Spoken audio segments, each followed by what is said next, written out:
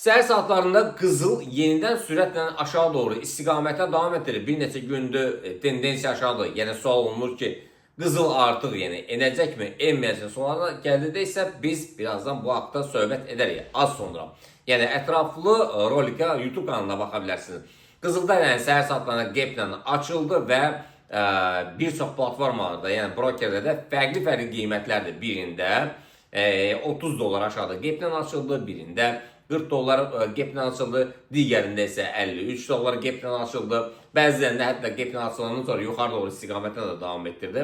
Yəni bu brokerdən brokerə fərqlidir, yəni qiymətdən hərəsinin özünün öz qiymətləri var. Nəysə, gəlin keçək biz funtun dollar rəqabətinə. Funtun dollar rəqabəti 5-ci gün 1100 pips yuxarı doğru istiqamətlə davam etdirdi və bugün gaplə açılışlar, eləcə də euro dollar gündəlik hissədə 1100 pipsdir və alış əməliyyatlarına hansı nöqtələrə diqqət etməliyik? Təbii ki, bu informasiya xarakterlidir. Təbii ki, alış və satışlara siz özünüz qərar verə bilərsiniz. Sadəcə olaraq bizdə sizə ipucu, biz müəyyən nöqtələrə, yəni giriş-çıxış nöqtələri ya dəstək müqavimət xəttlərini nəzərə çatdırırıq. Yəni bu alış əməliyyatları 1.33-lərə diqqət etmək lazım, satış əməliyyatları üçün 1.32-500-lərə. Və euro dollar rəqabətin gündəlik hissəsi 970 pipsdir və keçən həftənin 5-ci gündə 970 pipsə qədər yuxarı doğru istiqamətən davam etdirdi. Və alış əməliyyatları 1.12700-lər, satışlar isə 1.12100-lərə diqqət eləməyə dəyər. Keçək biz qızıla. Qızılda yəni bildiyiniz kimi gaplə açıldı. Yəni gaplə açılandan sonra bunu dolduracaqmı, doldurmayacaq söhbətinə gəldidə isə təbii ki, yəni həmin nöqtəni doldurmaq üçün alış əməliyyatlarına biz hansı nöqtələrdə verə bilərik? Səhər saatlarında, yəni bildiyiniz kimi bu bütün treyderlərə maraqla səbəb oldu.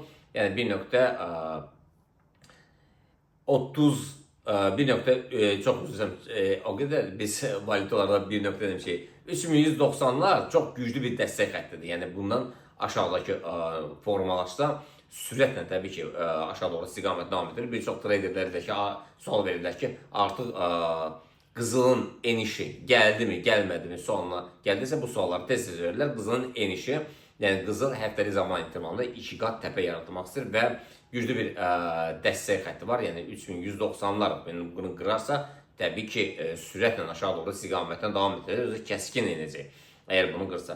Bu əməliyyatlar üçün biz 3290'lara diqqət eləmək, sellər isə 3266'lara. Crude oil futures spotlara gəldidə isə gündəlik isə 2 dolar 11 sentdir. Yəni bildiyiniz kimi sürətlə yuxarı doğru istiqamət davam edir. Hədəflər deyəcəm sizə. Crude oil'da yuxarıdakı hədəflər, yəni alış nöqtələri sizin nəzərə çatdırım. Hansı nöqtələrə diqqət etmək lazımdır? 65-40'lar və satışlar üçün isə 66'lar, future spotlarda isə 66-20'lər alışlar, 66'lar deyək ki, alış əməliyyatları üçün, 65'lər isə satış əməliyyatları üçün. Keçək biz Bitcoin'ə. Bitcoin'də nələri diqqət eləməliyik? Bitcoin'ə nəzər çatdırılır ki, yuxarı doğru istiqamətə davam edəcək. Yəni qabaqdakı hədəfləri nəzər çatdırılır. Yəni onlardan biri 107'lərdir, 110'lardır, 120'lər, 130'lar, hətta 200-250'lər də menyuda var. Belə, Nasdaq S&P Dow Jones-a gəldidə isə və DAX-a gəldidə isə biz keçən həftələr demişdik, ümumi istiqamət yuxarıda, hələ ki yuxarı doğru istiqamət davam edir. Türk lirəsi gəldidə isə Türk lirəsi hələ də zəifləyir və doların Türk lirəsi rəqabətində 38 720'lərdir və 40'lara doğru istiqamət alır. Sağ olun, görüşmək ümidi ilə.